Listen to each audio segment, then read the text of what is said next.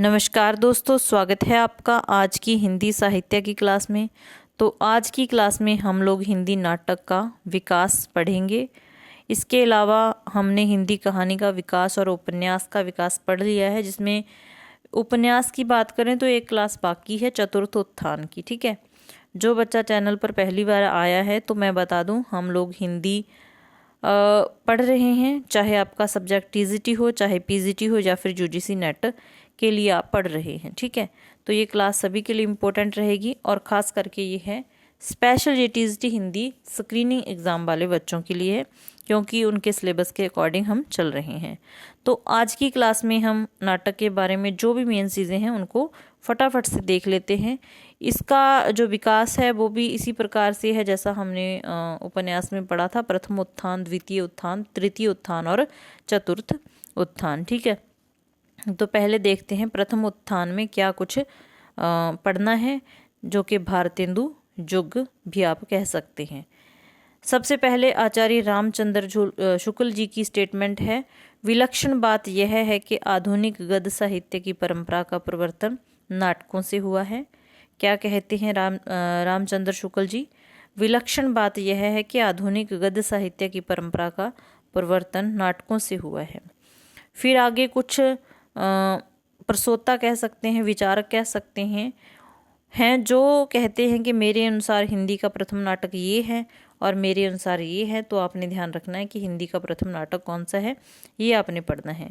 तो डॉक्टर दशरथ ओझा के अनुसार जो मूल नाटक गए सुकुमार रास था अपभ्रंश भाषा का, और उसके नाटककार थे दिलहन। ठीक है, डॉक्टर गणपति चंद्रगुप्त कहते हैं कि गोरक्ष विजय मैथिली भाषा का नाटक था, विद्यापति द्वारा रचित था, वो हिंदी का प्रथम नाटक है। ठीक है, गणपति का आपने अच्छे से याद रख लेना है।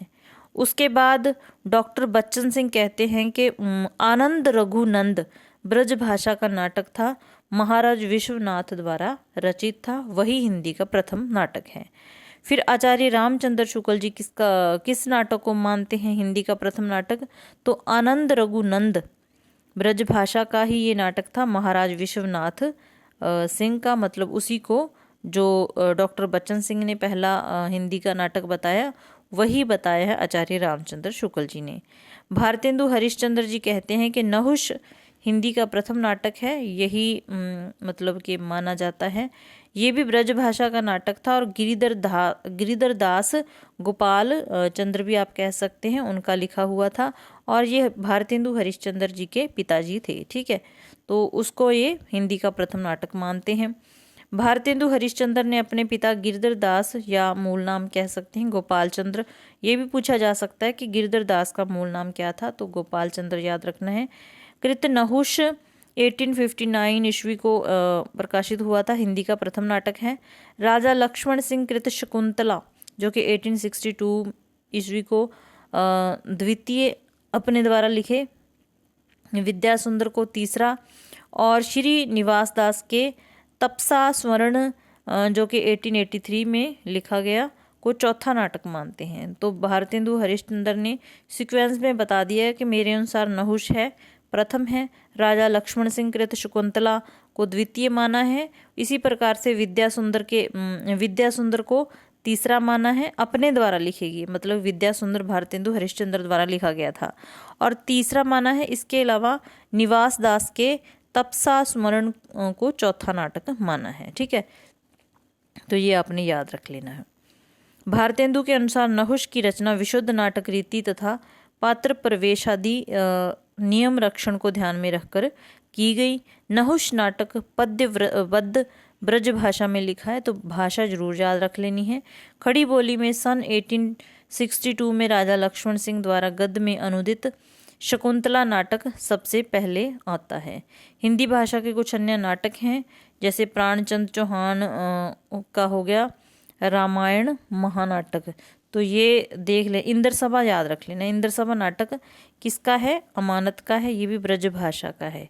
ठीक है, 1853 में ये प्रकाशित लिखा गया था। ठीक है, उसके बाद आपने याद रखना है अमानत कृत इंद्र सभा एक ओपेरा नाटक है, मतलब कि गीति नाटक है। गीति नाटक पूछा जाता है तो इसका विदाई कह सकते हैं आप, अमानतकृत इंद्रसभा की विदा हो गई एक ओपेरा मतलब गीति नाटक। अंग्रेजों द्वारा प्रथम रंगशाला प्ले हाउस नाम से सन 1776 में कलकत्ता में स्थापित की गई थी। इसका ध्यान रखना है। अंग्रेजों द्वारा प्रथम रंगशाला नाम क्या था? Play house. और ये कब खोली गई, स्थापित की गई? 1776 में। ठीक है। सन 1777 में कलकत्ता थिएटर की स्थापना हुई, तो ये भी याद रखना, कलकत्ता थिएटर की स्थापना कब हुई? 1776 में 7 में। ठीक है। जो प्ले हाउस नाम से 1776 में कलकत्ता में स्थापित हुई थी रंगशाला, और अगर बात करें कलकत्ता थिएटर की तो 1777 में। ठीक है, ये याद रखना है, अलग से आपने पूछा जा सकता है। आधुनिक हिंदी का पहला अभिनीत नाटक पूछा जाए तो शीतला प्रसाद त्रिपाठी का जानकी मंगल, मोस्ट इम्पोर्टेंट नाम है ये।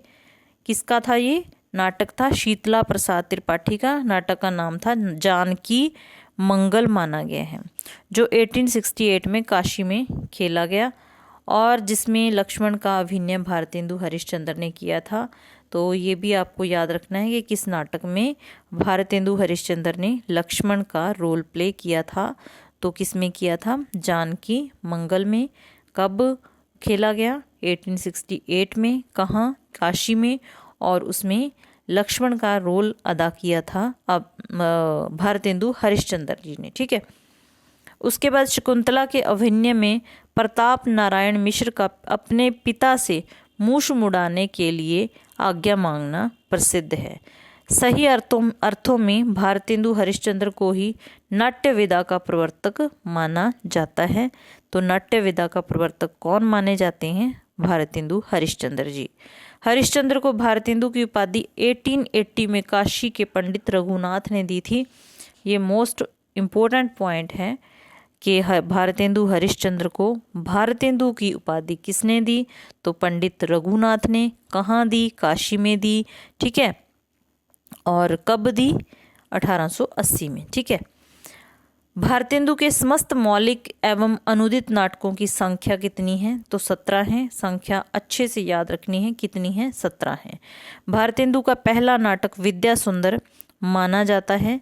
और अब भारतेंदु के जो मौलिक नाटक है उनको एक बार देख लीजिए, उनका विषय क्या है। सबसे पहला नाटक है वैदिकी हिंसा, हिंसा न भवति, जो कि वर्ष 1873 में ये लिखा गया। और इसका प्रकार क्या है? प्रहसन है। ये एक सामाजिक धार्मिक विसंगति पर व्यंग है। व्यंग में प्रहसन है, मतलब कि मजाकिया ये कह सकते हैं। ठीक है। दूसरा इनका नाटक है विषस्य विषमौषधम, विषस्य विषमौषधम 1876। और ये एक भाणपात्रीय नाटक है। बड़ौदा के गायकवाड़ के गद्दी से उतारे जाने तथा सयाजी राव के उनके स्थान पर बिठाए जाने की घटना पर आधारित है। उसके अलावा जो तीसरा है इनका, ये याद रखना है कि ये इनके मौलिक नाटक चल रहे हैं। पहला हो गया वैदिक हिंसा, हिंसा न भवति। दूसरा होगा विषस्य विषमौषधम। और तीसरा हो गया प्रेम योगिनी। 4 अंकों की नाटिका है ये। काशी के धर्माडंबर का छायाचित्र है। फिर चंद्रावली आ गया, भारत दुर्दशा आ गया, नील देवी आ गया, अंधेर नगरी आ गया। और चंद्रावली का जो विषय है ये याद रखना है, वैष्णव भक्ति और प्रेम तत्व का चित्रण है। ठीक है। भारत दुर्दशा का विषय पूछा जाए तो भारतवर्ष के तात्कालीन परिस्थिति का चित्रण व अंग्रेजी राज्य की अप्रत्यक्ष निंदा है इसमें। ठीक है। नील देवी का विषय हो गया राजपुतानी आनवान एवं नारी व्यक्तित्व की प्रतिष्ठा। ठीक है। अंधेर नगरी का विषय क्या हो गया? राजा की मूर्खता, अन्याय और अंधेर गर्दी पर तीखा व्यंग है। सती प्रताप भी इनका एक मौलिक नाटक है, जो कि पौराणिक नाटक है। और इसमें सावित्री सत्यवान के पौराणिक आख्यान पर ये आधारित है। ठीक है। नाटक के उद्देश्य की चर्चा करते हुए भारतेंदु ने नाटक के 5 उद्देश्य बताए हैं। तो भारतेंदु द्वारा बताए गए ये 5 उद्देश्य आपको पता होने चाहिए।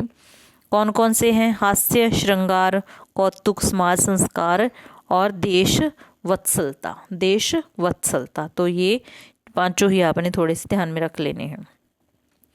देश वत्सलता के उद्देश्य से भारतेंदु ने भारत जननी, नील देवी, भारत दुर्दशा और अंधेर नगरी की रचना की है।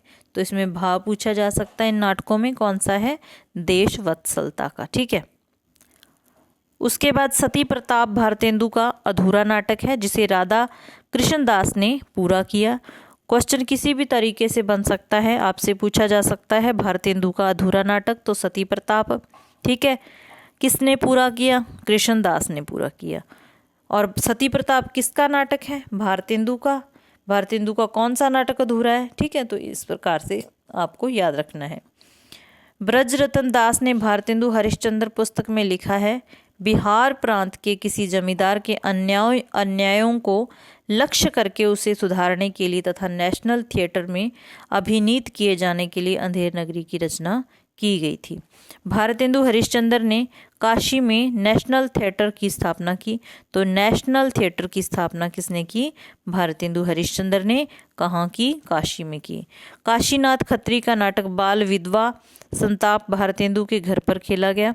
तो भारतेंदु के घर पर खेला जाने वाला नाटक कौन सा है, बाल विधवा संताप। प्रेम योगिनी नाटक का पूर्व नाम काशी के छायाचित्र या दो भले बुरे फोटोग्राफ था, जो इसी नाम से हरिश्चंद्र चंद्रिका पत्रिका में प्रथम बार प्रकाशित हुई। भारतेंदु ने 3 पत्रिकाओं का संपादन किया था। कवि वचन सुधा मोस्ट इम्पोर्टेंट है, कवि वचन सुधा, हरिश्चंद्र मैगजीन और बाला बोधिनी। ठीक है। प्रकाशित कब हुई, ये सन भी आपने याद रखने हैं। ठीक है। और जो हरिश्चंद्र मैगजीन 1873 ईस्वी में प्रकाशित मासिक पत्रिका थी, ये भी आपने ध्यान में रखना है। बाला बोधिनी 1874 में प्रकाशित महिलाओं से संबंधित थी। तो बाला से ही पता चल जाएगा कि ये महिलाओं से संबंधित है। भारतेंदु ने कविता वर्धिनी सभा, त्वदीय समाज, पैनी रीडिंग क्लब आदि की भी स्थापना की थी। भारतेंदु हिंदी के अकेले ऐसे प्रथम नाटककार हैं जिन्होंने अपनी मौलिकता और चिंतन को नाटक निबंध और अपने नाट्य लेखन में प्रयुक्त नए प्रयोगों द्वारा प्रस्तुत किया। हरिश्चंद्र ने नाटक निबंध की रचना सन 1883 ईस्वी में की थी। नाटक निबंध की रचना। भारतेंदु कृत भारत दुर्दशा हिंदी भाषा का पहला मौलिक राजनीतिक नाटक है। ठीक है। भारतेंदु कृत भारत दुर्दशा हिंदी भाषा का पहला मौलिक राजनीति नाटक थी। ठीक है, याद रखना है।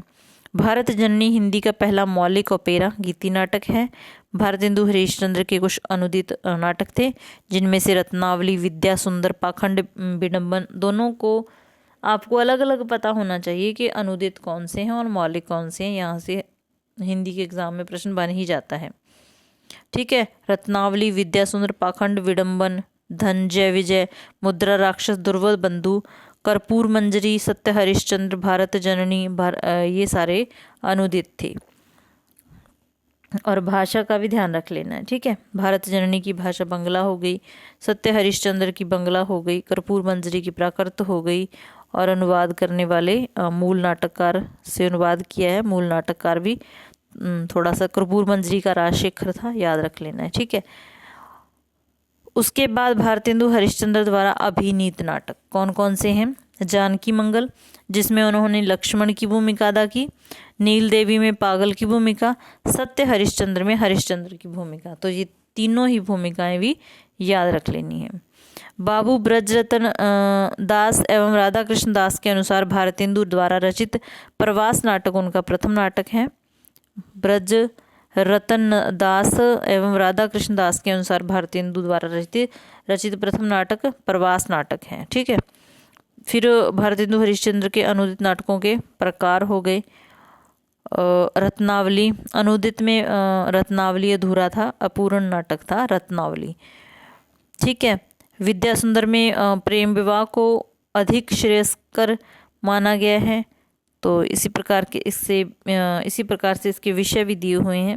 मुद्रा राक्षस एक राजनीतिक नाटक है, जिसमें चाणक्य की, मुद्रा राक्षस ये याद रखना है, जिसमें चाणक्य की कूटनीति का महत्व प्रतिपादित है। दुर्लभ बंधु शेक्सपियर के प्रसिद्ध नाटक की कथा का भारतीयकरण किया गया है, ठीक है, दुर्लभ बंधु में। कर्पूर मंजरी में इसमें राजकुमार चंद्रपाल और कुंतल देश के विदर्भ नगर के बल्लभ राजा की कन्या के विचित्र विवाह का वर्णन है, ठीक है। भारतेंदु के युग के कृष्ण के चरित्र पर आधारित नाटक थे कुछ। भारतेंदु हरिश्चंद्र द्वारा लिखित चंद्रावली, इसी प्रकार से अंबिका दत्त व्यास द्वारा ललिता, हरिहर दत्त दुबे महारास, ठीक है। तो ये देख लेने एक बार। उसके बाद आपने आगे चलना है।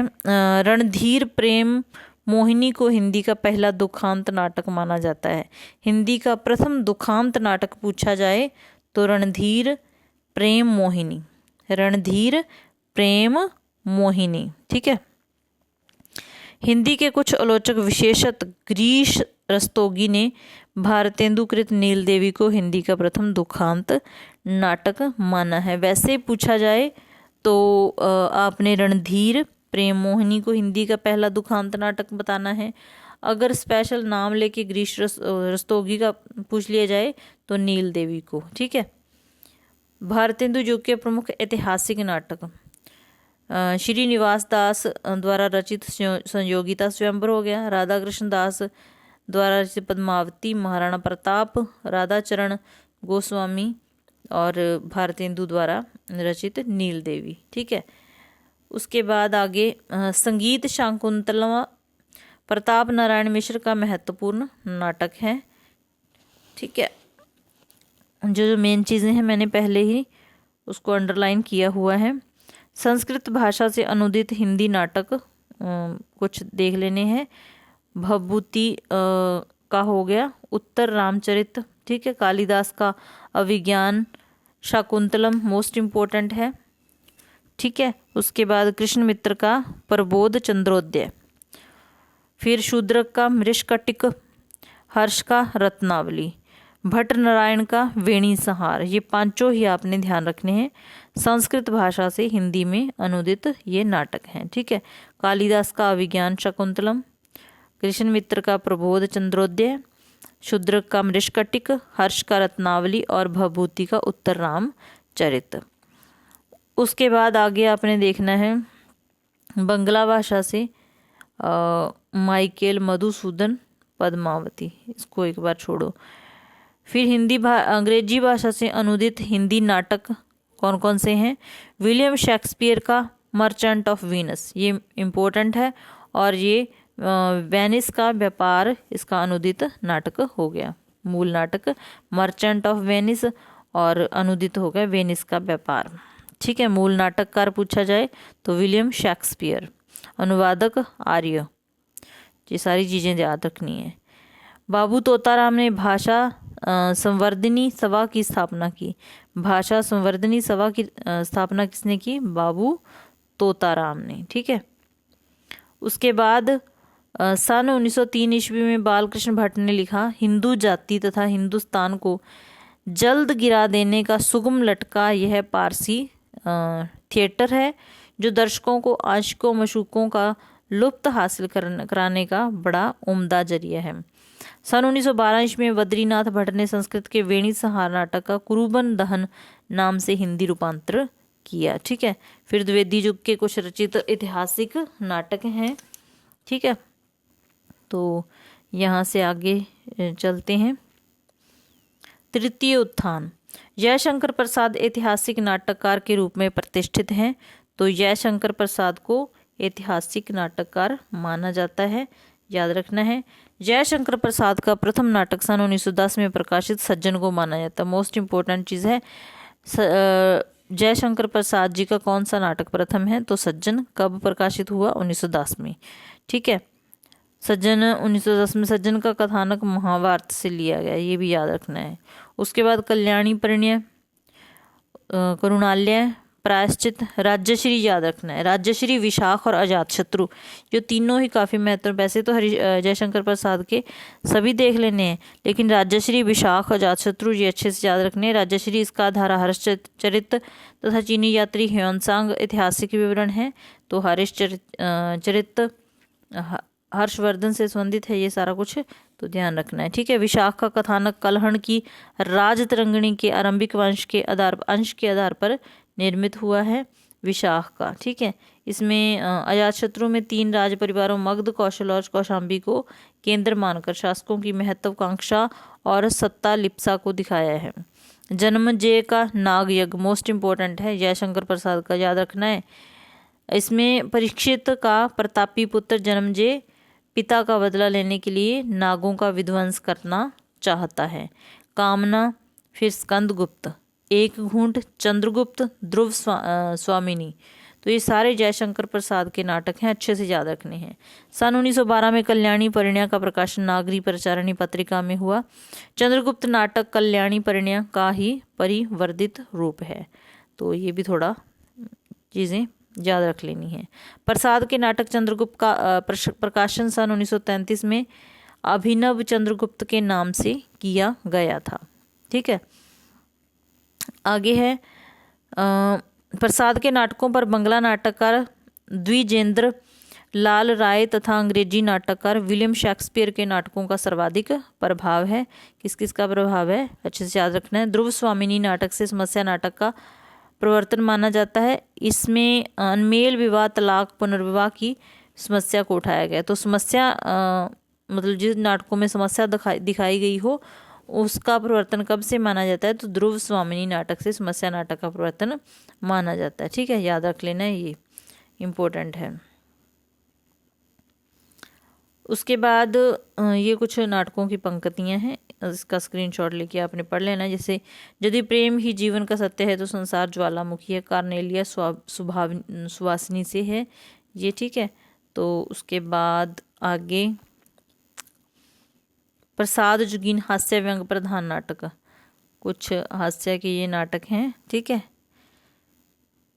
आगे देखना है लक्ष्मी नारायण मिश्र को हिंदी में समस्या नाटक का जन्मदाता, समस्या नाटक का जन्मदाता पूछा जाए तो लक्ष्मी नारायण मिश्र को माना जाता है। और इनके कुछ नाटक भी बहुत ही महत्वपूर्ण है। अशोक हो गया, सन्यासी हो गया, मुक्ति का रहस्य, राक्षस का मंदिर, राजयोग, सिंदूर की होली और आधी रात, तो ये सारे याद रखने हैं। ठीक है। प्रतीकवादी नाटकों की सार्थक संज्ञा अन्योपदेशिक कही गई है। प्रसाद का कामना, पंत का योत्सना और भगवती प्रसाद वाजपेयी का छलना, ये तीनों नाटक अन्योपदेशिक नाटक हैं। तो अन्योपदेशिक नाटक कौन कौन से हैं, कौन सा नहीं है? प्रसाद का कामना हो गया, पंत का योत्सना हो गया, भगवती प्रसाद वाजपेयी का छलना हो गया। ठीक है। गीति नाटक लेखन का प्रवर्तन जयशंकर को माना जाता है। तो गीति नाटक का प्रवर्तक पूछा जाए तो जयशंकर प्रसाद जी माने जाते हैं। करुणालय को हिंदी का प्रथम गीति नाटक माना गया। तो गीति नाटक प्रथम कौन सा हो गया? करुणालय। सभी मेन पॉइंट है बच्चों, इसमें मेरी उम्मीद है कि आपके पेपर में बहुत काम आएंगे। ठीक है। अगर क्लास अच्छी लग रही है तो लाइक ज़रूर कर दो, कहने से आप करते नहीं हो। पिछली वीडियो में एक में मैंने देखा भी। चलो, आपका पेपर अच्छा हो जाए, आपको जॉब मिल जाए, मेरी यही शुभकामनाएं हैं आपके साथ। कुछ आलोचक विद्वान भारतेंदुकृत भारत जननी को प्रथम गीति नाटक मानते हैं। उसके बाद प्रसाद जुगीन प्रमुख गीति नाटक। प्रसाद युग के कौन कौन से गीति नाटक हैं, तो ये आपने अच्छे से याद रखने हैं। जयशंकर का हो गया करुणालय, मैथिली चरण गुप्त का अनग, हरिकृष्ण प्रेमी का स्वर्ण विहान, भगवती चरण वर्मा का तारा, उदय शंकर भट्ट का मत्स्य गंगा। ठीक है। उसके बाद है सुमित्रा नंदन पंत का मोस्ट इम्पोर्टेंट रजत शिखर और शिल्पी, गिरजा कुमार माथुर का कल्पांतर, धर्मवीर भारती का अंधा योग। ठीक है। समस्या नाटक का प्रवर्तन हिंदी में अंग्रेज इवसन एवं बर्नार्ड शॉ के प्रभाव से हुआ। प्रमुख समस्या नाटक हैं कुछ, तो उपेंद्र अश्क के हो गए, लक्ष्मी का स्वागत, स्वर्ग की झलक, जय पराजय, देवताओं की शाया, अलग अलग रास्ते, अंजो दीदी। अंजो दीदी इंपॉर्टेंट है। ठीक है। किसका है? उपेंद्र अश्क का है। और समस्या प्रधान ये नाटक है। लक्ष्मी नारायण का तो देख ही लिया, सन्यासी हो गया, मुक्ति का रहस्य, राजयोग हो गया, सिंदूर की होली होगी, आधी रात हो गई। उसके बाद है लक्ष्मी नारायण के कुछ चतुर्थ उत्थान आ गया, प्रसादोत्तर नाटक। उसके बाद प्रसाद जी के बाद के नाटक आगे। इसमें लक्ष्मी नारायण के याद रख लेने, अशोक, गरुड़ ध्वज, वत्सराज, दशाश्वमेघ, वितस्ता की लहरें, मोस्ट इम्पोर्टेंट है वितस्ता की लहरें, धरती का हृदय, काल विजय, गंगा द्वार। ठीक है। उसके बाद वृंदावन लाल वर्मा के हैं, झांसी की रानी पूर्व की और बीरबल, कश्मीर का कांटा, फूलों की बोली, ललित विक्रम। झांसी की रानी और पूर्व की ओर इम्पोर्टेंट है इसके। उदय शंकर भट्ट का मुक्ति पथ। ठीक है। उसके बाद आ गया पंचम उत्थान। सन 1961 में सर्वप्रथम मार्टिन एस्लिन ने एब्सर्ड शब्द का प्रयोग एवं व्याख्या की। एब्सर्ड, विसंगति, इसका प्रयोग सर्वप्रथम किसने किया? मार्टिन एस्लिन ने। कब? 1961 में। हिंदी के विसंगति नाटक का सर्वाधिक प्रभाव प्रसिद्ध एब्सर्ड नाटककार सैमुअल बेकेट के वेटिंग फॉर गोदो और एट गेम नाटक का पड़ा। ठीक है। हिंदी में विसंगति नाटकों की शुरुआत भुवनेश्वर के लघु नाटक ऊसर से मानी जाती है। तो ये पॉइंट इंपॉर्टेंट हो जाता है, याद रखना है। ठीक है। डॉक्टर गिरीश रस्तोगी एवं डॉक्टर मदान ने हिंदी में विसंगति नाटकों की शुरुआत भुवनेश्वर के नाटक तांबे के कीड़े से माना है। सन 1936 में प्रकाशित कारवां भुवनेश्वर का एकमात्र नाट्य संकलन है। इसमें श्यामा, एक विवाहित विडंबना, प्रतिभा का विवाह, शैतान एवं रहस्य, रोमांस आदि नाटक संकलित हैं। उसके बाद मोहन राकेश के नाटक मोस्ट इम्पोर्टेंट है, याद जरूर रखने हैं। आषाढ़ का एक दिन, लहरों के राजहंस, आधे अधूरे, ये ऐतिहासिक हैं। और उसके बाद पैर तले जमीन, अंडे के छिलके। ठीक है। पैर तले जमीन अधूरा था, इसलिए इम्पोर्टेंट हो सकता है। लहरों के राजहंस नाटक की रचना मोहन राकेश ने अश्व घोष के महाकाव्य सौरानंद के आधार पर की थी। उसके बाद हिंदी में हाँ, ये हिंदी भाषा के ही चल रहे हैं। आधे अधूरे नाटक को समकालीन जिंदगी का पहला सार्थक हिंदी नाटक माना जाता है। आधे अधूरे नाटक को समकालीन जिंदगी का पहला सार्थक हिंदी नाटक माना जाता है। आधे अधूरे नाटक को मील का पत्थर भी कहा जाता है। ये सभी पॉइंट इम्पोर्टेंट हैं। मील का पत्थर किसे कहा जाता है? आधे अधूरे को। बीज नाटक को ही वस्तुत लघु नाटक कहा जाता है, अर्थात बीज नाटक लघु आकार के ऐसे नाटक होते हैं जिसमें विस्तार को समेटने की क्षमता होती है। सन 1958 ईस्वी में प्रकाशित डॉक्टर नाटक विष्णु प्रभाकर का एक मनोवैज्ञानिक सामाजिक नाटक है। तो डॉक्टर नाटक है किसका? विष्णु प्रभाकर का एक मनोवैज्ञानिक सामाजिक नाटक है। ठीक है। उसके बाद विष्णु प्रभाकर के कुछ अन्य नाटक हैं। जुगे जुगे क्रांति मोस्ट इम्पोर्टेंट है। टूटते परिवेश को, हादसा और किरण। ठीक है। इसके अलावा श्वेत कमल, भीषण साहनी का नाटक हानूश चेकोस्लोवाकिया में प्रचलित एक लोक कहानी पर आधारित है। ठीक है। तो ये भी याद रखना है। सन 1951 में प्रकाशित कोणार्क नाटक जगदीश चंद्र माथुर के ख्याति का आधार है। तो जगदीश चंद्र माथुर भी एक महत्वपूर्ण नाम है आपके लिए। इनकी ख्याति का आधार कौन सा नाटक है? कोणार्क। जगदीश चंद्र माथुर के सभी नाटक ऐतिहासिक कथानकों पर आधारित है। पहला राजा नाटक जगदीश चंद्र माथुर ने इलाहाबाद वाले जवाहरलाल नेहरू की याद में समर्पित किया। उसके बाद आ गया एक सत्य हरिश्चंद्र। ठीक है। बलराम की तीर्थ यात्रा। फिर सर्वेश्वर दयाल सक्सेना जनवादी नाटककार थे। कैसे नाटककार थे? जनवादी। इनके नाटक लोक नाट्य शैली में लिखे गए हैं। तो सीधा सीधा प्रश्न बन सकता है कि सर्वेश्वर दयाल सक्सेना जी के नाटक किस शैली में लिखे हुए हैं? तो ये लिखे हैं लोक नाट्य शैली में। सर्वेश्वर दयाल सक्सेना ने 3 नाटक बकरी लड़ाई और एक अब गरीबी हटाओ लिखे हैं। तो ये तीनों नाटक आपने याद रखने किसके हैं? सर्वेश्वर दयाल सक्सेना के। नींद आ रही है। लड़ाई नाटक सर्वेश्वर की एक कहानी का नाट्य रूपांतर है। लड़ाई नाटक सर्वेश्वर की एक कहानी का नाट्य रूपांतर है। शंभूनाथ सिंह विसंगति बोध के नाटककार हैं। दीवार की वापसी और अकेला शहर इनके 2 प्रमुख नाटक हैं। तो शंभूनाथ सिंह विसंगति बोध के नाटककार हैं। दीवार की वापसी और अकेला शहर इनके 2 प्रमुख नाटक हैं। अमृत राय ने 3 नाटक चिंदियों की एक झालर, शताब्दी और हम लोग लिखे हैं। तो अमृत राय के नाटक याद रखने, ठीक है। इसके बाद अनुष्ठान नाटक को मानव की दिग्भ्रांति यात्रा का नाटक भी कहा जाता है। तो मानव की दिग्भ्रांति यात्रा का नाटक किसे कहा जाता है? अनुष्ठान को, ठीक है। उसके बाद है शत्रुमुर्ग को राजनीति फैंटेसी या सामाजिक राजनीतिक फार्स कहा जाता है। मोस्ट इंपॉर्टेंट पॉइंट हो गया, ये भी आपने याद रखना है।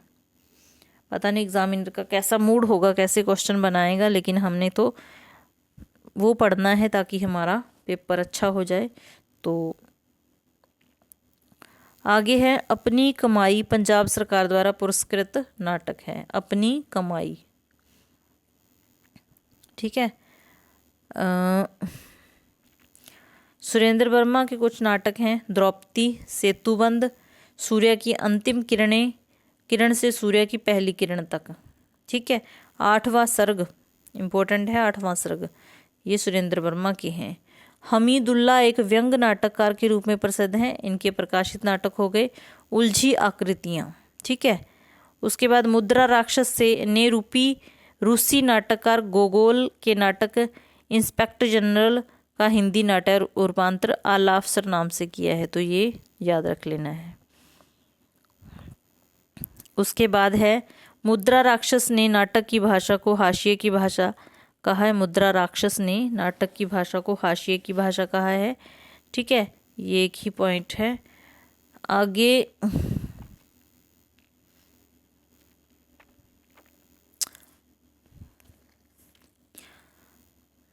नरेंद्र मोहन के प्रमुख नाटक हैं, जिसमें कहे कबीर सुनो भाई साधो, ये इम्पोर्टेंट है। नो मैंस लैंड नाटक मंटो की कहानी टोबा टेक सिंह से प्रभावित है। तो ये इम्पोर्टेंट है। टोबा टेक सिंह से प्रभावित कौन सा हो गया? शरद जोशी व्यंग नाटक लेखक के रूप में प्रसिद्ध है। इनके प्रमुख व्यंग नाटक हैं बैंगन की नाव, एक था गधा, अंधों का हाथी। सुदर्शन मजीठिया ने हिंदी में नुक्कड़ नाटक की शुरुआत की। मोस्ट इम्पोर्टेंट है, हिंदी में नुक्कड़ नाटक की शुरुआत किसने की? सुदर्शन मजीठिया ने। सुदर्शन मजीठिया ने सन 1986 में सुदर्शन मजीठिया ने चौराहा नाटक की रचना की थी, ठीक है। बुढ़िया की गठरी नामक कहानी पर हमारी बुढ़िया नाटक का सृजन किया गया, जो कि लेखक की ही एक कहानी है, ठीक है। उसके बाद मन्नू भंडारी, मन्नू भंडारी के बारे में पढ़ना तो बहुत ज़रूरी है।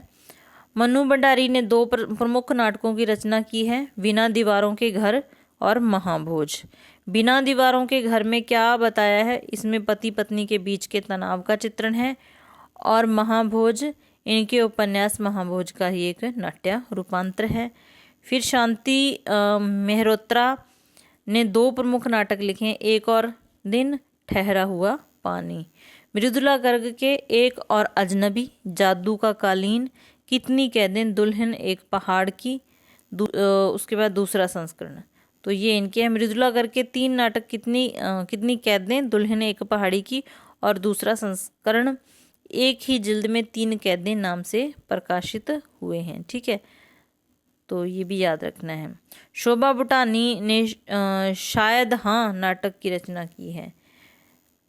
फिर लश्कर चौक नाट्य पांडे वेचन शर्मा उग्र की कहानी खुदाराम ने से प्रभावित है। त्रिपुरारी शर्मा ने काठ की गाड़ी एवं वांझ घाटी नाटक की रचना की है। गिरीश रस्तोगी ने 2 मौलिक नाटक असुरक्षित एवं मुझे मत मारो नाटक की रचना की है, ठीक है।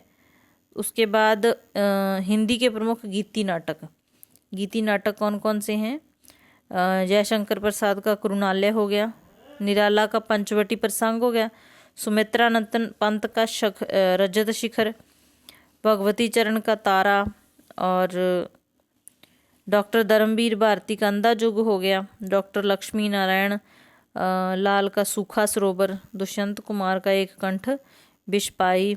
ये सारे ही महत्वपूर्ण, आपको ये पता होना चाहिए कि ये नाटक किस नाटककार का है, ठीक है। भरत भूषण अग्रवाल का अग्निलीक हो गया, ठीक। अगेय का उत्तर प्रियदर्शी हो गया। तो ये हो गए इम्पोर्टेंट नाटक। मोहन राकेश का नाटक आषाढ़ का एक दिन, इसके पात्र हैं ये। उसके बाद विष्णु प्रभाकर का डॉक्टर याद रखना है, भीषण साहनी का हानुष, उपेंद्र अश्क का अंजो दीदी, जगदीश चंद्र का कोणार्क, माथुर का पहला राजा, लक्ष्मी नारायण लाल का मादा कैक्टस, सुरेंद्र वर्मा का द्रौपदी, शंकर शेष का एक और द्रोणाचार्य। फिर ये आगे एक अंकी आ गई जो कि हम पढ़ चुके हैं। तो ये थी हमारी आज की क्लास। उम्मीद है कि जिस बच्चे ने बिल्कुल भी नाटक के बारे में नहीं पढ़ा था तो उसे हेल्प होगी। तो फिर मिलते हैं नेक्स्ट क्लास में, तब तक के लिए बाय, धन्यवाद।